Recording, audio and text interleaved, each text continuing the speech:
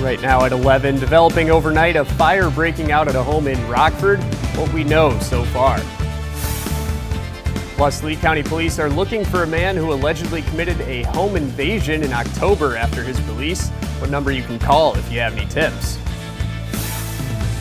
And we take a closer look at local COVID-19 numbers and how you can keep safe during the holiday season. From 13 WREX, your weather authority, this is 13 News Midday. Taking a live look over downtown Rockford as people are getting their week started on a cold day, just 1 week before the holidays here coming up this weekend. Let's go to our weather authority meteorologist, Claudia Olek. And Claudia, what can we expect today for the rest of the weather? Well, Eric, we're going to end up seeing those cooler temperatures sticking with us not only for today, but really this entire week. In fact, they'll get a little bit too comfortable by the end of our week. As of right now, we're seeing some cloud cover building in. We saw sunshine this morning, so clouds are going to slowly start to take over and continuously build in. We'll transition to cloudy skies, especially overnight, as these temperatures stay rather chilly. Right now, most of us sitting within the teens, still hanging on to about 9 degrees up into Monroe, 16 for Dixon, 15 over in Rockford. We'll end up climbing into just the middle 20s later today with that cloud cover continuously building in. Most of your Monday will stay quiet, obviously just a little colder, and we'll end up seeing some flurries this evening. We do have that light chance for snow overnight with a possible winter storm returning as we head overnight Wednesday early into your Thursday, definitely impacting any of those travel plans you have towards the end of our week.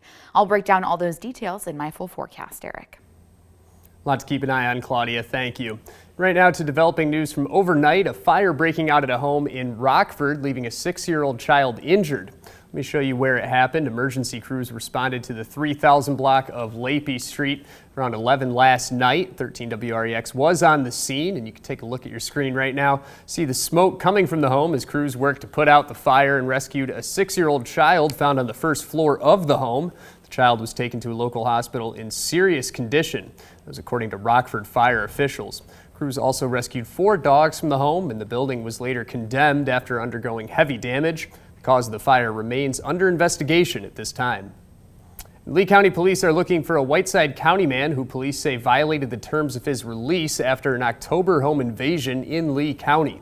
Lee County Sheriff's Office is asking for the public's help in looking for 41-year-old Jake Verk-Royce. Officials say Verk-Royce was involved in an alleged home invasion in the 400 block of Butler Street in Nelson, Illinois. He was shot by the occupant of the home and airlifted to a Rockford hospital. He was first arrested this past Thursday, but was released on the condition that he would stay home and only leave for court or medical appointments. However, Saturday he removed his GPS tracking device and escaped. A new arrest warrant has been issued for him and his bond has been set at $500,000. Anyone with information is asked to call the Lee County Sheriff's Office at 815-284-6631. And police have released an update on the condition of a man shot in Rockford over the weekend. Rockford police announced just before 3:30 Saturday afternoon that the man shot in the 2200 block of Charles Street is in critical condition but has been stabilized. This comes after a tweet from Rockford police overnight Saturday when the shooting first happened. The man was fighting for his life. Authorities have not released information on any suspects at this time. And today, the January 6th committee will hold its final public presentation. This comes after a year and a half of investigation into the insurrection. NBC's Bree Jackson is in Washington with the latest for us this morning. NBC News has learned exclusively that the January 6th committee plans to issue at least 3 criminal referrals for former President Donald Trump today. I think there's sufficient evidence to charge the president. This is someone who tried to interfere with a joint session, even inciting a mob to attack the Capitol. If that's not criminal, then I don't know what is. The referrals carry no legal weight, but they will ask that the Justice Department pursue charges, including obstructing an official proceeding, conspiracy to defraud the government, and inciting or assisting an insurrection. DOJ's job is a little bit different. They'll have to determine whether there is admissible evidence in court that could prove any of these charges beyond a reasonable doubt. Panel members revealed the committee also plans to refer 4 Republican members of Congress who defied congressional subpoenas. The committee finalized its plans during a closed-door meeting Sunday and will lay out details to the public this afternoon. Stay tuned for the hearing. We will have a vote on referrals, as well as approving our overall report. Former President Trump blasted the committee on social media over the weekend, calling them, quote, thugs and scoundrels. The Trump campaign says they will have more to say after referrals are made public. On Wednesday, the January 6th committee plans to release a lengthy 8-chapter report detailing its findings. In Washington, I'm Bree Jackson for NBC News. Stay tuned to 13 WREX as the January 6th committee's final public hearing is slated for noon, followed by the release of its 8-chapter report to the public on Wednesday. Lester Holt will provide coverage from Capitol Hill. And with Christmas only 6 days away, the Illinois Department of Health released new COVID data, which announced thousands of cases and hospitalizations. According to that report, the state has seen over 23,000 new confirmed cases. Those numbers are up from last week as there were a little more than 21,000 new confirmed cases. Also in the report, the department says of this past week, more than 1,700 people were in the hospital due to COVID-19. Now let's take a look at how the state line area is doing with COVID-19. As of Friday, Winnebago and Lee County were at a high COVID-19 community level, while Boone, Ogle, and Stevenson counties were at a medium level. The CDC recommends people who live in a high COVID-19 community to wear masks in public and stay up to date with COVID-19 vaccinations. Screw City Jeep's 815 Club held their annual Jeep Freeze Parade over the weekend for a good cause. They hit the streets with their tops down and doors off despite the cold. This was their third annual event, each Jeep owner donating to it as well, with all funds going straight to Gigi's Playhouse, local nonprofit that benefits and provides resources to people of all ages with Down syndrome. With up to 150 Jeeps at the event, it was a sight to see. That was a great event there, just great to see that. Over $2,500 was raised for Gigi's Playhouse, with the Members Alliance Credit Union making a big donation as well. And last-minute shoppers, listen up. Amazon is experiencing a rise in fake reviews this holiday season. Linda Baccaro spoke with Senator Richard Blumenthal on how a product can get a fake review. As you hunt for holiday bargains, make sure you don't fall prey to fake reviews. Connecticut Senator Richard Blumenthal says, according to FakeSpot, there are hundreds of millions of them, 42%. Almost half of all those reviews you see on Amazon are fake and false. Senator Blumenthal showed an example of how a product can get a fake review. It is a letter to the purchaser of these earbuds offering a $15 gift card, $15 for a favorable review. Blumenthal wrote to Amazon saying that while it's taken steps to curb these false reviews, it's abundantly clear that the company is not doing enough, and that as a result of the COVID-19 pandemic, the practice has become ever more rampant. Amazon tells News 4 it uses industry-leading tools to detect and block fake reviews, and that the company proactively stopped more than 200 million suspected fake reviews in 2020 alone. However, the nefarious business of brokering fake reviews remains an industry-wide problem. Amazon says its policy prohibits abuse among reviews, including offering things like gift cards as incentives for providing a positive review. In the meantime, here are some tips from the Federal Trade Commission for spotting fake reviews. Look for information about a product from a variety of sources. Watch for a sudden burst of reviews. That can be a telltale sign of fraud. And remember that a negative review could also be fake to harm a competitor. If you spot a fake review, Amazon says you should use the report link on a product page so they can investigate. That was Linda Baccaro reporting. Senator Blumenthal cited a report from FakeSpot, a service that detects fraudulent consumer reviews online. FakeSpot found that out of 720 million Amazon reviews in 2020, a whopping 42% were fake. And coming up, holiday night lights. We're past the halfway point in our series, and the lights are only getting better. More on the home-spreading holiday cheer when we come back. Grab your slow cooker and join us as we recreate Grandma Irma's classic recipe. Once you try it, you'll understand why we go gaga over it.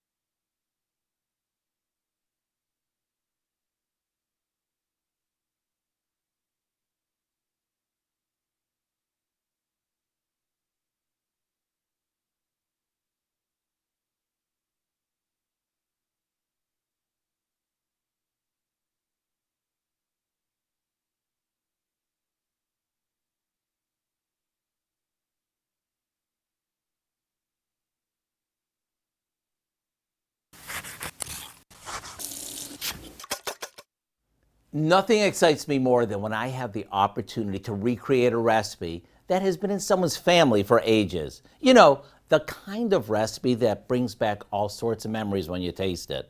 Well, today, I want to thank Jody, who's part of our team, for sharing her grandmother Irma's recipe with us.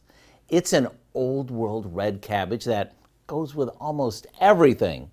The first thing we do is dig out our slow cooker. Into that, we add a head of red cabbage that we've shredded, along with a couple of Granny Smith apples that we've peeled and sliced. On top of this goes some pats of butter, a splash of apple cider vinegar, a bay leaf, some brown sugar, and a bit of salt and pepper, along with some ground cloves. Now we cover it and set it on low so it can do its own thing. Once it's done, don't forget to remove the bay leaf. Come dinner time, it's ready to serve. This goes with everything from braised beef to roast chicken. And yup, you can serve it steaming hot or chilled if you prefer. To get the recipe for Grandma Irma's red cabbage, simply visit our website. You'll be glad you did. I'm Howard in the Mr. Food Test Kitchen, where today we recreated Grandma Irma's classic way for you to say, ooh, it's so good. Oh, it does look so good, and if you would like a copy of today's recipe, write to the address on your screen or go to WREX.com and click on the Mr. Food link. And a trip out to Genoa in DeKalb County will bring no shortage of holiday cheer, so sit back and enjoy the Sturmel Family Style Street Spectacular. Our 13 WREX's William Ingalls has more for us.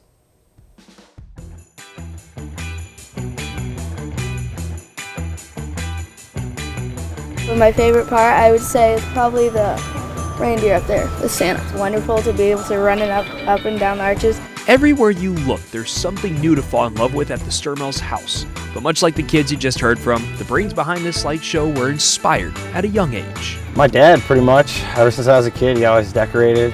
And then got my own house and own family and own decorations. Needless to say, Christian followed in his father's footsteps, but what actually might surprise you is that this is actually toned down from last year. Lights from roof all the way across the whole front of the house, side of the house, trees, everything. The decision to go with less came from a desire to automate the lights with music. But even when Sarah and Christian wanted to go with different styles, the two found some middle ground that still is first class with holiday spirit. No, that was my problem behind the whole madness is I got into the blow molds. So I can't get rid of the blow molds, and I'm trying to get into this. So I'm compromising. We're doing both. The inspiration for Sturmel to sync the lights up with music came after one fateful trip to YouTube showed him how other houses were doing just that, and the family hasn't looked back since. I started with one thing, and went to the next thing, and then this year I went to the Light-O-Rama controllers and just went from 1 to 2 to now I have 6. And while this display has its origins and foundation built on family, the Sturmels enjoy sharing it with the neighbors and everyone who stops by. I mean, every year I get people that come back and say, oh, I come back here every year. My kids love going up and down the arches. A great family end display that shows even a few different or less lights across the yard don't do anything to change how this gets people ready for the holiday season. If you want to check out the Sturmel's light show, it's called the Style Street Spectacular. As the name suggests, it's on Style Street in Genoa, and we have just one house left in our Holiday Night Lights series before our big 30-minute special, so keep those suggestions and submissions coming. And it's the second day of Hanukkah, the holiday celebration kicking off yesterday. However, there are some concerns amongst leaders in the Jewish community right now when it comes to protecting religious freedoms. Anti-Semitism and hate crimes against the Jewish community are currently on the rise. However, local leaders from within the Jewish community are speaking up to help protect those religious rights this holiday season. If you're on a website, or if you're listening to someone talk, or you're reading something, and it's spreading hate against any group, if it's saying something bad about any group, and in this case, of course, we're specifically talking about Jewish people, or if they're blaming this group of people for your troubles, then you're in a bad place. You're getting bad information. The Jewish Federation Rockford started in 1937 and is very involved in numerous community service efforts across the state line. Well, we kicked off our Monday with a little bit of sunshine, but cloud cover has since moved in as it'll take over for really most of this week as we await our next winter storm expected to arrive later on. As of right now, temperatures back into the teens, still a little bit chilly out there. Cloud cover will continue to build in, temperatures sitting at about 15 degrees in Rockford. Most of us climbing into those teens as we'll reach for the middle 20s later on. We also have a chance for some snow overnight. Most of your Monday, though, going to stay dry. So any errands or plans you have throughout the rest of our day, not likely to see many impacts. Might catch a couple of flurries as we get closer to the evening hours. Here's just after 7 p.m. A bulk of that lighter snow holds off until the overnight hours. May see some of that falling overnight early into your Tuesday as it slowly starts to exit. As it does so, those temperatures may warm just enough within the atmosphere to potentially give us a wintry mix. May see even some freezing drizzle, so that's something we'll keep an eye on for tomorrow, but a lot of that will exit as we head into the afternoon, giving us a brief break or the calm before the storm. We'll end up seeing that. Join us a little bit later this week. For your Monday, though, conditions are going to stay calm. We'll climb into those mid-20s. Even those winds are going to stay rather calm as well. Cloud cover will continue to take over as we have that chance for some light snow overnight. Might just see a dusting at best as that quickly ends up exiting. As we head a little further into the end of our week, closer to the Christmas weekend, we have a storm that will potentially reach our area. As of right now, the track is really uncertain. It can go either very far west or east of us. Depending on how it lines up, it may bring a number of impacts. What we do know right now is there's definitely growing potential of that winter storm reaching our area. We will see snow. How much, though, is still in the question. Strong and damaging winds are definitely likely, and some dangerously cold temperatures, especially into the weekend. What is still a little uncertain is the track of that storm, like you just saw, meaning those totals are still uncertain as well. So how much snow and where it will fall is still what we are waiting to find out. We will definitely see some snow, just how much is still in question. Once the snow stops falling, those temperatures will only climb into the single digits for Saturday. Your wind chills will drop anywhere from 20 to 30 degrees below zero, especially early Saturday morning. Then again, Saturday night early into Sunday, just in time for Christmas. So for the next few days, we'll end up staying within those 20s. We'll have a cold front come through, dropping us into the single digits late Tuesday. Then our next system moves through a large area of low pressure coming through, bringing us those travel impacts as we head into Thursday, especially late Thursday, really through about Friday evening. And then those temperatures really take a fall. Overnight lows themselves will drop below zero. Wind chills well below zero as well. And in your most accurate 10-day forecast, looks like we will see sunshine by Christmas. Still going to be pretty cold. We'll have that snow on the ground, so we'll see a white Christmas. But boy, is Santa going to have to bundle up. We'll be awfully cold into the weekend, Eric.